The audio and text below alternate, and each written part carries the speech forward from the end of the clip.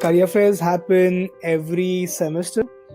Companies that come again depends, and so those details will be given by the university itself before the career fair, so you can prepare for the company, and also they will give you a list of what possible focus areas and roles that companies are looking out for. So, and then you can apply online for the internships. So Duke has its own career portal called Duke Career Connections, where the companies list their openings, so you need to apply online, and then if you're selected you will be offered to interview with these companies, and then it goes on with the interview process, and if you make through, you happen to get the internships. I would recommend a book called Cracking the Case Interview, or just seeing some YouTube videos on case interviews and trying to understand like what is basically a case interview and what are the parameters of evaluation for that, because this type of interview is pretty common for all kind of internships and focus tracks.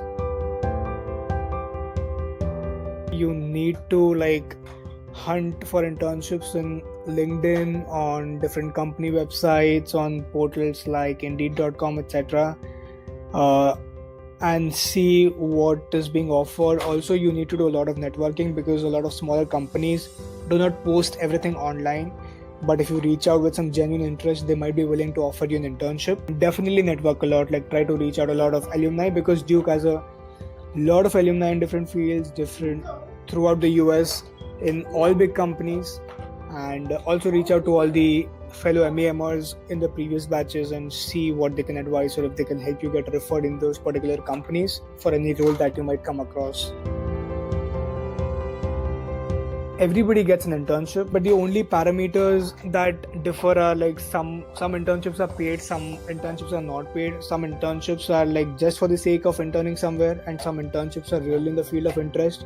So that is just on a case-to-case basis. So rather you would want to get a good internship in a good company in a role that you would want to pursue in the future. They get into associate roles, analyst roles, and then many people get into product management, associate product managers, or say very few people get into software engineer. Salary can range up to like being totally unpaid to getting $40-50 per hour as well. 5 to 10% of internships convert to full time. So I would rather say internship is for the sake of a good domestic US experience, which will help you in the long run. That might be by networking, by online applications, by on-site interviews, or by just cold emailing some companies and trying to get in touch with the recruiter, etc. So based on that, it's just a trial and error experience that would help you to craft that strategy. The range remains in like around about say 70 to 130, 140. 140 is for like a senior role starting as a product manager, etc. if you have some 3-4 years of prior relevant work experience. First of all, you should not bank upon any of these big company interviews. Like definitely give it your best shot, but there is no guarantee. At the end of maybe 2 months as well, you might get a reject. So I happened to interview with Uber as well, went on till my final round and got a reject. But that's just a part of the process, and you need to enjoy and learn the process. So that's just the holistic advice.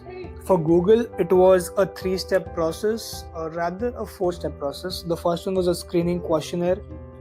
The second one was an interview with the recruiter. Third one was with the hiring manager. So in the screening questionnaire, they tested basically the coding experience, like a basic SQL questionnaire. With the hiring manager, it was again a live coding test plus a case interview.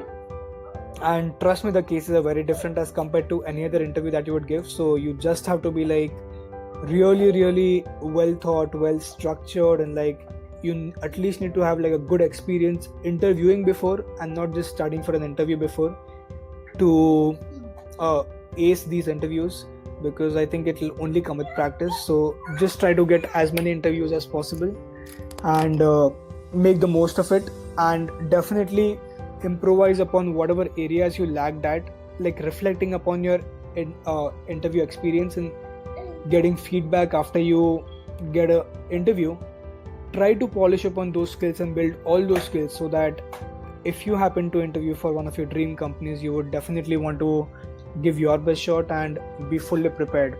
So that is one piece of advice. And then the final step here was the on-site interview. So on-site interview again had 3 rounds. So it was more over behavioral, situational, and like going through my internship experience, which had some relevant projects which is directly applicable to my role here at Google.